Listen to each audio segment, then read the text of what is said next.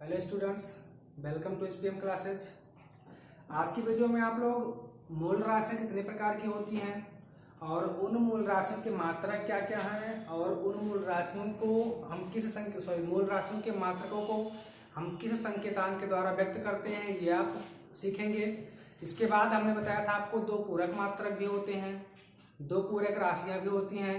वे दोनों पूरक राशियाँ कौन सी हैं ये हमने आपको इसके पहले के वीडियो में बता रखा था, लेकिन यहाँ फिर से उन दोनों पूरक राशियों के बारे में तथा उन दोनों पूरक राशियों के मात्रकों के बारे में और उन मात्रकों को हम किस संकेतांक के द्वारा व्यक्त करते हैं ये आपको बताया जाएगा। लेकिन इसके पहले हम आपको इसके आगे का जो कुछ भी है, जैसे मूल राशियां, व्युत्पन्न राशियां, भौतिक राशियां, मूल मात्रक, व्युत्पन्न मात्रक और मात्रकों की प्रणाली, ये सब कुछ आपको हम इसके पहले के वीडियो में बता चुके हैं। अगर आपने इसके पहले या इसके आगे का अभी कुछ नहीं पढ़ा है तो आप हमारे चैनल पर जाकर के पुराना वीडियो आप देख लीजिए, तभी आपको समझ में आएगा। हमने आपको सबसे पहले बताया था भौतिक राशियां क्या होती हैं, क्योंकि जो भी आपको हम बताने जा रहे हैं ये राशियां आती तो मूल राशियों की श्रेणी में है और ये पूरक राशियों की श्रेणी में आते हैं, लेकिन ये पूरी की पूरी राशियां भौतिक राशि की श्रेणी में भी आती हैं। और भौतिक राशि हम किसे कहते हैं ये आपको जानने के लिए आपको हमारा पहला वीडियो देखना ही पड़ेगा। भौतिक राशियों के बारे में हम लोग आपको बताया था, वे सभी राशियां जिनका संबंध किसी भौतिकीय परिघटना से हो, जो किसी संख्या के द्वारा व्यक्त की जा सके तथा प्रत्यक्ष या अप्रत्यक्ष रूप से मापी जा सके, भौतिक राशियां कहलाती हैं। उसके बाद हमने आपको भौतिक राशियां बताया था, फिर उसके बाद हमने आपको मूल राशियां बताया था। भौतिक राशियों में से कुछ ऐसी राशियां होती हैं जिनको हम किसी और राशि के पद में व्यक्त नहीं कर सकते। कहने का मतलब यह हुआ कि वो राशि ऐसी राशि होगी कि जिसे हम किसी और राशि के रूप में व्यक्त नहीं कर पाएंगे। जैसे मान लीजिए आपने दूरी ले लिया, तो दूरी को या आप लंबाई ही तो कहेंगे। अब वो लंबाई चाहे आप किलोमीटर लें, चाहे मीटर लें, चाहे सेंटीमीटर लें, लेकिन वो होगी क्या? दूरी। अब दूरी को आप दूरी के अलावा कुछ और नहीं कह सकते। आप अगर बहुत कुछ कह पाएंगे तो इस दूरी को नापने के लिए हम जिस यंत्र का प्रयोग करेंगे उसमें परिवर्तन कर सकते हैं। मतलब आप किलोमीटर कह सकते हैं कि हाँ 5 किलोमीटर की दूरी हमने तय की, या उसे आप मीटर कह सकते हैं कि हमने 100 मीटर की दूरी तय की, उसे आप मील कह सकते हैं कि हमने 3 मील की दूरी तय की है, उसे आप फुट कह सकते हैं कि हमने 100 फुट की दूरी तय की, लेकिन हमेशा वो दूरी ही रहेगी। कहने का मतलब ये हुआ कि दूरी को हम किसी और राशि के पद में व्यक्त नहीं कर सकते। इसी तरीके से कुछ राशियां, 7 राशियां ऐसी हैं जिन्हें हम किसी और राशि के पद में व्यक्त नहीं कर सकते, और उन 7 राशियों को हम क्या करते हैं? मूल राशियां। और मूल राशियों को मापने के लिए हम जिस यंत्र का प्रयोग करते हैं उस यंत्र को हम क्या कहते हैं? मूल मात्रक। और कुछ ऐसी भी राशियां होती हैं जिनको हम किसी और राशि के पद में व्यक्त कर सकते हैं। जैसे आप बल को ले लीजिए, आपने कक्षा 9 में पढ़ा था न्यूटन का द्वितीय नियम, F बराबर ma। F का मतलब बल था और m का मतलब द्रव्यमान और a का मतलब त्वरण। तो यहां ध्यान दीजिए, हमने बल को किसमें व्यक्त किया? द्रव्यमान और त्वरण में। तो कुछ ऐसी राशियां होती हैं जिनको हम किसी और भौतिक राशि के पद में व्यक्त कर सकते हैं, और कुछ ऐसी राशियां होती हैं जिनको हम किसी और भौतिक राशि के पद में व्यक्त नहीं कर सकते। यहां फिर से देख सकते हैं, जैसे यहां द्रव्यमान है। अब द्रव्यमान किसी वस्तु को हम नापेंगे तो द्रव्यमान ही उसका मापेंगे कि कोई वस्तु 1 किलोग्राम की है, 5 किलोग्राम की है, 100 ग्राम की है, 5 कुंटल की है, 50 टन का है, मतलब उसका हम द्रव्यमान ही नापेंगे। मतलब ये हुआ कि किसी वस्तु का जो द्रव्यमान है वो उस द्रव्यमान को हम किसी भी और राशि में व्यक्त नहीं कर सकते। लेकिन यहाँ पर आप त्वरण देख सकते हैं, आप त्वरण को चेंज कर सकते हैं, क्योंकि त्वरण बराबर होता है वेग परिवर्तन और बटे समय। कहने का मतलब यह हुआ कि आपने देखा दूरी किसमें है? दूरी को हम किसी और राशि के पद में व्यक्त नहीं कर सकते, द्रव्यमान को हम किसी और राशि के पद में व्यक्त नहीं कर सकते, लेकिन बल को हमने किसी और राशि के पद में व्यक्त किया, त्वरण को हमने किसी और राशि के पद में व्यक्त किया। तो कुछ ऐसी राशियां होती हैं या भौतिक राशियां होती हैं जिसे हम किसी और भौतिक राशि के पद में व्यक्त नहीं कर सकते, उन राशियों को हम मूल राशियां कहते हैं।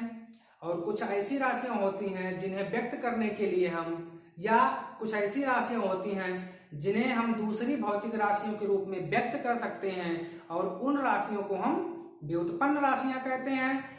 तथा हमने आपको बताया था मूल मात्रक और व्युत्पन्न मात्रक। तो मूल मात्रक में हमने आपको बताया था कि मूल राशियों को या मूल राशियों के मापन हेतु हम जिस यंत्र का प्रयोग करते हैं या जिस मानक का प्रयोग करते हैं, उस मानक को हम मूल मात्रक कहते हैं। और व्युत्पन्न राशियों के मापन हेतु हम जिस मानक का प्रयोग करते हैं उसे हम व्युत्पन्न मात्रक कहते हैं। इसके बाद हमने आपको प्रणाली बताई थी। हमने बताया था आपको कि मुख्यतः हम 3 ही प्रणालियों का उपयोग मापन में करते हैं। पहला हमने आपको MKS बताया था, दूसरा हमने आपको CGS बताया था, और तीसरा हमने आपको FPS प्रणाली, मतलब MKS प्रणाली, CGS प्रणाली और FPS प्रणाली। किसी वस्तु के मापन हेतु सामान्यतः हम 3 ही प्रणाली का उपयोग करते हैं, लेकिन आजकल इन तीनों प्रणालियों के अतिरिक्त एक और भी प्रणाली आई है जिसे हम SI प्रणाली कहते हैं। इस प्रणाली का पूरा नाम सिस्टम इंटरनेशनल्स डी यूनिट्स है, और आज के समय में किसी भी वस्तु के मापन हेतु सामान्यतः हम SI प्रणाली का ही उपयोग करते हैं। यहां तक हमने आपको इसके पहले के वीडियो में बताया था। अगर आपने नहीं देखा है तो आप हमारे चैनल पर जाकर के इसके पहले का वीडियो जरूर देखिए, क्योंकि जब तक आप उन सभी बातों को नहीं जान पाएंगे तब तक ये आपकी समझ में नहीं आएगा।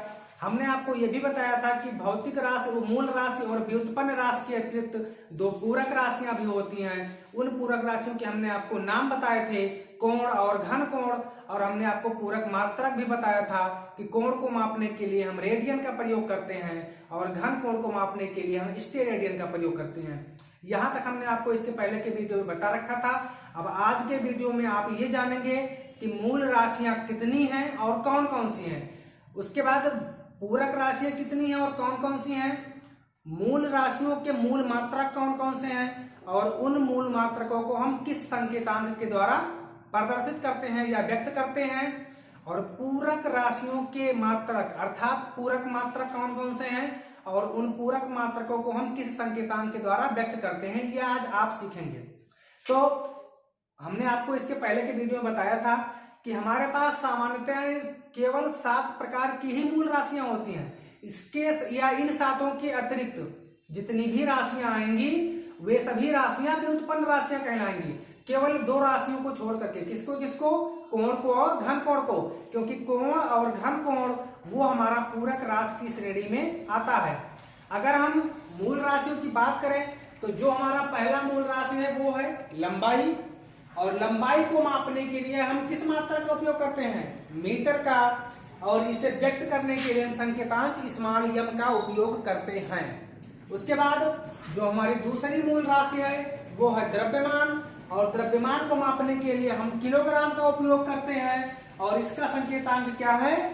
kg। उसके बाद हमारा तीसरा है समय, और समय को मापने के लिए हम सेकंड का उपयोग करते हैं, और सेकंड का संकेतांक T है। उसके बाद जो हमारी चौथी मूल राशि है वो है वैद्युत धारा, और वैद्युत धारा को मापने के लिए हम एम्पियर का प्रयोग करते हैं, और एम्पियर को दर्शाने के लिए हम A का प्रयोग करते हैं।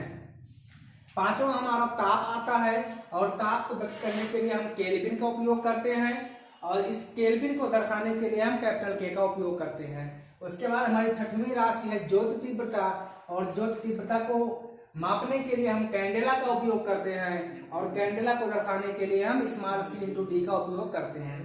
उसके बाद हमारी 7वीं जो मूल राशि है वो है पदार्थ की मात्रा, और पदार्थ की मात्रा के मापन हेतु हम मोल का उपयोग करते हैं, और मोल को व्यक्त करने के लिए हम स्मॉल m अर्थात मोल ही लिखते हैं। आपने देखा होगा हमने यहाँ आपको बताया कि द्रव्यमान को मापने के लिए हम किलोग्राम का प्रयोग करते हैं। अब आपके मन में शंका होगी कि हम ग्राम में क्यों नहीं माप सकते या क्विंटल में क्यों नहीं माप सकते।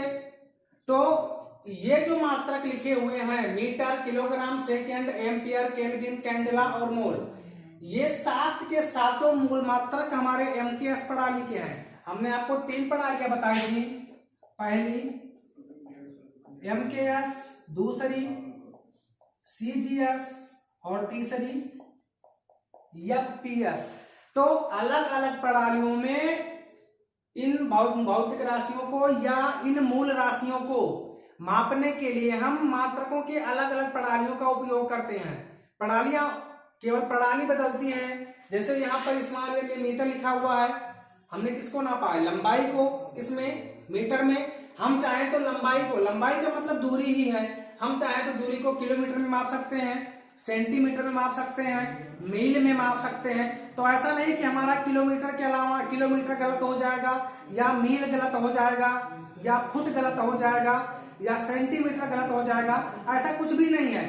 अलग अलग प्रणालियों में इन मूल राशियों के मापन हेतु हम इन्हीं मात्रकों के छोटी या बड़े मापन या बड़े मानक जैसे आप 1 किलोमीटर में 1000 मीटर होता है, ये आपको पता है। तो अगर हम किसी दूरी को किलोमीटर में माप रहे हैं, इसका मतलब क्या हुआ कि वो मीटर का 1000वां गुना है, या मीटर का 1000 गुना है। 1 किलोमीटर 1 मीटर का 1000 गुना है। अगर हम किसी दूरी को 1 किलोमीटर लिखें या 1000 मीटर लिखें, बात दोनों एक ही है। मेरे कहने का मतलब सिर्फ ये है कि आपके मन में यह शंका ना हो कि हम यहाँ पर मीटर ही क्यों लिखते हैं, क्या लंबाई का मात्रक किलोमीटर नहीं होता? बिल्कुल होता है। ये जो हमने लिख रखा है 7 के सातों मूल मात्रक, ये सारे के सारे मात्रक प्रणाली कौन सी है? एमकेएस प्रणाली के हैं। अगर आप सीजीएस प्रणाली में आएंगे तब आप लंबाई को मापने के लिए सेंटीमीटर का उपयोग करेंगे, द्रव्यमान को मापने के लिए आप ग्राम का उपयोग करेंगे। सिर्फ एक, इन सभी में सिर्फ एक ये समय है, समय हमेशा सेकंड में ही मापा जाता है, चाहे वो एमकेएस प्रणाली हो, चाहे वो सीजीएस प्रणाली हो, और चाहे एफपीएस प्रणाली हो। इसके अलावा अगर हम सीजीएस और एफपीएस में लंबाई को या द्रव्यमान को नापेंगे तो इन दोनों प्रणालियों में हम मीटर के स्थान पर सेंटीमीटर का उपयोग करेंगे, और सीजीएस प्रणाली में हम मीटर के स्थान पर फुट का उपयोग करेंगे। जब हम सीजीएस प्रणाली में द्रव्यमान को मापेंगे तो हम ग्राम का उपयोग करेंगे, और जब एफपीएस प्रणाली में आएंगे तो हम किलोग्राम के स्थान पर पाउंड का उपयोग करेंगे। इसका मतलब ये हुआ कि ये जो एमकेएस, सीजीएस और एफपीएस ये अलग अलग प्रणालियां हैं, और किलोमीटर या मीटर, सेंटीमीटर या मील या फुट, ये भौतिक राशियों को मापने के लिए हम जो मापन का उपयोग करते हैं, जिस मानक का उपयोग करते हैं, उस मानक के छोटे और बड़े रूप होते हैं। तो इसमें आप बिल्कुल भी परेशान मत होइएगा। मीटर, किलोमीटर, सेंटीमीटर सारी बातें एक ही हैं, बस केवल प्रणाली का फर्क है। जब प्रणाली, हम किस प्रणाली में माप रहे हैं, वो प्रणाली कौन सी है, इस प्रणाली को ही हम लिखते हैं। यहाँ पर हमने एमकेएस प्रणाली में लिखा है, चूंकि मूल राशियों के जो मूल मात्रक होते हैं वे सारे के सारे एमकेएस प्रणाली में ही लिखे जाते हैं, इसीलिए हमने यहाँ पर लंबाई का मात्रक मीटर लिखा है। वरना लंबाई को या दूरी को आप किलोमीटर में माप सकते हैं और सेंटीमीटर में भी माप सकते हैं। इसके बाद हमारे पास 2 और पूरक राशियां बचती हैं। हमने आपको बताया था पूरक राशियां कोण और घन कोण। कोण को मापने के लिए हम किसका प्रयोग करते हैं? रेडियन का। और इस रेडियन को दर्शाने के लिए हम RAD, तीनों स्मॉल में रहेंगे, इसका उपयोग पर संकेतांक का प्रयोग करते हैं। और दूसरा हमारा पूरक राशि था घन कोण, और घन कोण को मापने के लिए हम स्टेरेडियन का प्रयोग करते हैं, और स्टेरेडियन को दर्शाने के लिए हम स्मॉल एस और स्मॉल आर का उपयोग करते हैं। अगर इस पूरे वीडियो में आपको कहीं भी दिक्कत हो तो आप नीचे कमेंट कर सकते हैं, लेकिन हाँ, मैं फिर से आपसे कह रहा हूं कि इस वीडियो को देखते समय अगर आपने इसके पहले का वीडियो नहीं देखा है तो आप हमारे चैनल पर जाकर के इसके पहले का वीडियो जरूर देखें। धन्यवाद।